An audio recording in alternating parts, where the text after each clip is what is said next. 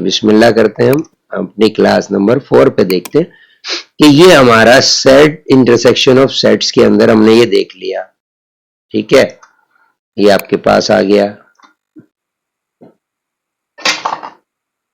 माज एक मिनट रुकना, बाद में जरा मैं आ रहा हूं, थोड़ा सा काम।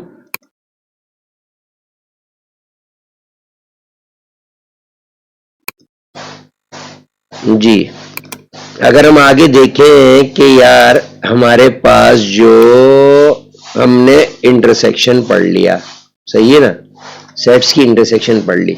अब हमारे पास आता है कि भाई ये कोई मुश्किल काम नहीं था। अब हमारे पास आता है जो हमने अभी देखा था अपने सिलेबस से आउट काम में नहीं करता, क्योंकि बच्चे को बड़ा तसल्ली रहती है भाई ये चीजें हैं, ये करवानी है। तो आइए ए डैश के बारे में हमने क्या पढ़ा था, ये कॉम्प्लीमेंट्री ऑफ अ सेट था, याद आ रहा है क्या नहीं? याद है। तो बस आ जाइए, अब मैं इसको बयान करने जा रहा हूं। तो ये आपको मैंने बताया था, तो ये आ जाइए, आपके पास आ जाएगी चीज। ये देखिए, ये पेस्ट कर रहा हूं, बड़ा सा करके लिखता हूं। ये देखो, A dash complement of set A. अब याद रहे बेटा कि ए डैश का मतलब आपको पता है, मैंने आपको क्या बोला था? एक रेस्टोरेंट में आप गए, आपको उसने एक शरबत पेश किया, आप डर गए, आपने कहा बहुत बड़ा रेस्टोरेंट है यार, कहीं इसके पैसे ना चार्ज कर ले। तो वो कहेगा वेटर नहीं सर ये कॉम्प्लीमेंट्री है, तो आप आराम से लेके पी लेते हैं ना। वरना कहते हैं यार बड़ा रेस्टोरेंट है, पता नहीं इसके 500 रुपए नहीं चार्ज कर ले। तो वो कहता है कॉम्प्लीमेंट्री है सर। तो कॉम्प्लीमेंट्री का मतलब तो आपके बिल के अंदर वो इंक्लूड नहीं होगा। तो ए डैश का मतलब ऐसे ही है कि ए नहीं होगा, यानी यूनिवर्सल में से ए को लेस कर दिया जाएगा।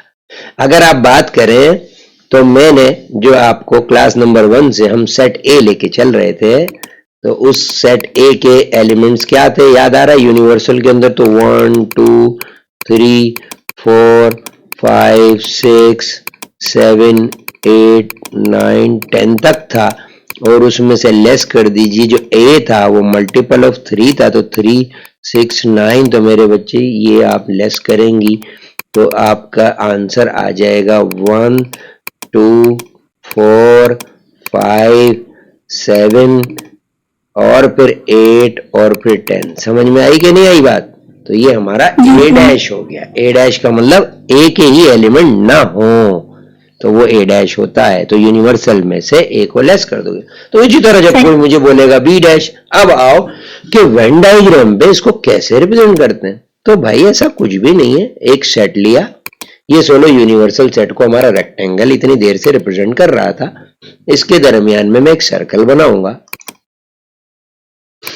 मास इधर ही आ जाओ, जल्दी आओ, ये सेट सी पढ़ा रहा हूं, जल्दी आ जाओ। तो ये देखिए, ये आपके पास आ गया सेट ए। अब बेटा मेरे ये अगर सेट ए ये है तो मैं एक काम करता हूं, इसके ए का जो लेटर है ना उसको अंदर ही लिख दूं, क्योंकि मैं अभी क्या करने वाला हूं पता है ना आपको? मैं इस वक्त बाहर सारा का सारा कलर फेंकने वाला हूं, क्योंकि ए डैश का मतलब होता है कॉम्प्लीमेंट ऑफ ए। मतलब ए के अलावा, बताया ना मैंने, रेस्टोरेंट में गए, उसने एक जूस पेश किया, उसने, आप डर गए, आपने कहा कि चार्जेस ना हो जाए इसके भाई 500 रुपए, तो आपसे उसने कहा सर ये कॉम्प्लीमेंट्री है, इसका मतलब बिल में चार्ज नहीं होगा। तो जब आप complement of a set A कहेंगे या कॉम्प्लीमेंट ऑफ सेट बी कहेंगे या A dash B dash C dash, उसका मतलब है ए इंक्लूड नहीं होगा। तो बताओ अगर कोई शेडिंग करना चाहे तो कहां शेडिंग करेगा? बताओ, जल्दी बताओ, किस जगह शेडिंग हो जाएगी, अंदर के बाहर? बताओ। हेलो सारा सुन रही? हाँ, याद रहे ए डैश का मतलब ए छोड़ करके बाकी सब एरिया शेड, इसका मतलब होता है कॉम्प्लीमेंट ऑफ ए। यानी अगर मुझे कह दिया जाए कि भाई बाहर वाले एरिया में आप क्या लिखेंगे, तो मैं बाहर वाले एरिया में लिखूंगा ए डैश। बात समझ में आ गई कि नहीं? है ना? अब यही चीज है जब हम यूज करते हैं कि भाई नॉट फिजिक्स, इसका मतलब है फिजिक्स वाले नहीं, तो फिजिक्स वाले जो नहीं वो फिजिक्स के अलावा सारे होंगे, है ना भाई? तो व्हाट प्रॉब्लम है? मेरे बच्चे को प्रॉब्लम नहीं होती, राइट? तो कॉम्प्लीमेंट ऑफ अ सेट आपको समझ में आ गया होगा, राइट? समझ आई क्या नहीं? ठीक है, सही है ना? और अगर मैं नंबर्स लिखना चाहता तो ये 1 2 4 5 7 8 10 ये सब बाहर लिख देता और इसके अंदर लिख देता 3 6 9, लेकिन काउंट होते बाहर वाले, क्योंकि बाहर वाले नंबर ए डैश को शो कर रहे होते। सही है जी भाई। अब अगर हम सिलेबस आउटलाइन से दोबारा देखें तो सिलेबस आउटलाइन हमें कह रहा है कि भाई बच्चे को ये भी बताओ कि A is the subset of B, ठीक है ना? तो A is a subset of B, फिर कहता है not a subset of B. अब ये क्या होता है? तो आइए एक काम करता हूं मैं, अभी तक मैंने, क्योंकि अगर मैंने बी लिया तो बी, अब मैं एक काम करता हूं, एक डी लेता हूं सेट, और एक काम करूंगा डी के सेट जो है वो अंडर बी कर दूंगा। तो सोचो कि एक सेट बी है हमारे पास, ये देखिए मैं दोबारा स्क्रॉल करता हूं, ऊपर जाता हूं। अब मैं सोचता हूं कि यार एक सेट बी था, तो वो तो बी हमने लिया हुआ था, आपको पता है, जैसा कि जो बी सेट हमने लिया था वो आपने कहा था कि मल्टीपल, वो सॉरी प्राइम नंबर लें, तो हमने लिखा 2 3 5 7 यूनिवर्सल में से। सोचो कि एक डी सेट ले लिया और मैं उसमें लिख देता हूं कि भाई उसके जो एलिमेंट थे वो 2 and 3 थे। अब मुझसे कोई कहे कि यार डी क्या है, तो मैं कहूंगा D is the subset of B, ठीक है? और number of element of D जो है वो लेस देन और equal to number of element of B है, बी के अंडर है। सही है भाई? तो ये याद रहे कि इस तरह से आपने लिखना है। समझ में आ गई बात नहीं? अच्छा, ये जो बार लगा होता है इसका मतलब ऐसा है कि एक और सेट ई आ गया, सोचो, और वो जो ई सेट था वो भी 2 3 था, सोचो, है ना भाई? तो कहा जा सकता है कि जो डी है वो भी सबसेट ऑफ ई है, और ई जो है वो सबसेट ऑफ डी है। ठीक है भाई, समझ में आई बात क्यों नहीं? ठीक है, तो इसका मतलब ये पता चला कि नंबर ऑफ एलिमेंट ऑफ जो डी है वो लेस देन और इक्वल भी तो हो सकते थे ना, तो वो ई के इक्वल है। और आप ये भी लिख सकते हो कि नंबर ऑफ एलिमेंट ऑफ जो ई है वो number of element of D के इक्वल है, तो आप ये भी लिख सकते हो। सही है? तो ये कुछ भी हो सकता है, तो मैंने इसलिए डी और ई एक जैसे सेट दिखा दिए। तो याद रहे, वो एक जैसा हो, अंडर हो, उनके लिए ये वाला सिंबल लगेगा कि D is the subset of B.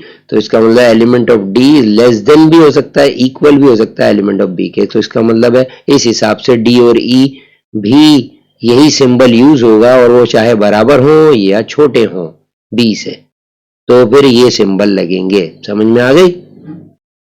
आई समझ में इसकी बात? तो ये आपके पास आ गया, ठीक है ना? अच्छा, अब अगर आपके पास एक सेट लिखा हुआ हो एफ, और सोचो कि उसके अंदर एलिमेंट लिखे हुए हों आपके पास 5 and 7, आजान हो रही है, थोड़ा सा हम रुकते हैं, ठीक है ना, फिर शुरू करते हैं, राइट? तो ये देखिए, अब आगे देखते हैं हम कि एक सेट एफ ले लिया हमने, एफ में था 5 and 7। सोचो, तो अब अगर मैं बात करता हूं कि यार अगर ये 5 और 7 एफ में था, तो अगर मुझे कोई कहे कि यार ई और एफ क्या है, तो मैं कहूंगा E is not the subset of F, है ना भाई? बोलो, क्योंकि ई में 2 3 है, एफ में कहां 5 7 है ना? तो मिलते जुलते ही नहीं है ना भाई? तो ये भी लिख सकते थे। तो वो जो एक सिंबल था ना कि नॉट द सबसेट ऑफ, तो नॉट द सबसेट का भी हमने एक देख लिया एग्जाम्पल। ठीक है, समझ आ रही बात क्यों नहीं? हेलो, हम यस बोलोगी तो ठीक है कि मुझे समझ में आया, वरना फिर इधर उधर हो जाएंगी चीजें। यस जी जी सर, समझ आ रहे। ठीक है, तो अब यहां से हम आगे चलते हैं कि भाई ये तो हमें समझ में आ गया सबसेट क्या है, सही है ना, और वो उसके अंडर होता है और ये सारी चीजें जी। अब मैं आता हूं डायरेक्टली, ये सेट्स एंड वेन डायग्राम मेरी बेटी